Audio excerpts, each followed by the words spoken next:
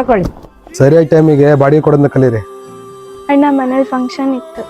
ನಮ್ಮಲ್ಲಿ ನಾವು ಫಂಕ್ಷನ್ ಮಾಡೋದು ಬೇಡವಾ? ಹಾಕು ನೀರನ್ನ ಬಂದೇ ಬಿಟ್ಟಲ್ಲ. ಹಾಂ ತಗ. ಏನ್ರಿ 50 ರೂಪಾಯಿ ಕಮ್ಮಿ ಇದೆ ಅಲ್ಲ? ರಾತ್ರಿ ಅಕ್ಕಿಗಂತ ಇಟ್ಕೊಂಡಿನಿ ತಮ್ಮ. ನಮ್ಮಲ್ಲಿ ಅಕ್ಕಿ ತರೋದು ಬೇಡವಾ?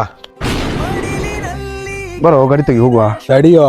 ಯಾವಾಗ ನೋಡು ದುಡ್ಡು ದುಡ್ಡು ಅಂತ ಸಾಯ್ತಾ ಇರ್ತೀಯ. ದುಡ್ಡಿನ ಹಿಂದೆ ಹೋದ್ರೆ ಇರೋದು ಎಲ್ಲ ಕಳ್ಕೊಳ್ತೀಯ. ಹೌದ್ ಕಣೋ, ನನ್ ದುಡ್ಡಿನ ಅಹಂಕಾರನೇ.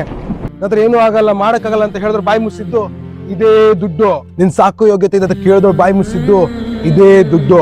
ಜೊತೆಗಿದ್ದವರೆಲ್ಲ ದುಡ್ಡಿಲ್ಲ ಅಂತ ಹೇಳಿ ಬಿಟ್ಟೋದ್ರು, ಅವರೆಲ್ಲ ತಿರುಗಿ ಬರೋ ಕಾರಣ ಇದೇ ದುಡ್ಡು. ನನ್ನ ವ್ಯಕ್ತಿತ್ವದ ಬಗ್ಗೆ ಮಾತಾಡ್ತಿದ್ದವರು ಇವತ್ತು ಅವ್ರ ವ್ಯಕ್ತಿತ್ವ ಬಿಟ್ಟು ನನ್ನ ಮುಂದೆ ತಲೆಬಾಗಿದ್ದಾರೆ. ಯಾಕೆ ಹೇಳು? ಇದೇ ದುಡ್ಡು. ಈ ದುಡ್ಡಿಂದ ಎಲ್ಲದನ್ನು ಪಡ್ಕೊಂಡಿದ್ ಹೊತ್ತು ಕಳ್ಕೊಂಡಿಲ್ಲ.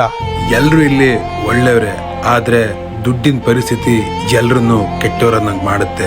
ದುಡ್ಡು ಎಷ್ಟು ಕೆಟ್ಟದಂದ್ರೆ ಒಬ್ಬ ವ್ಯಕ್ತಿನ ನಮ್ಮಿಂದ ದೂರನೂ ಮಾಡುತ್ತೆ, ಅದೇ ವ್ಯಕ್ತಿನ ಆ ದುಡ್ಡಿಂದ ಮತ್ತೆ ಪಡೆಯೋಂಗು ಮಾಡುತ್ತೆ.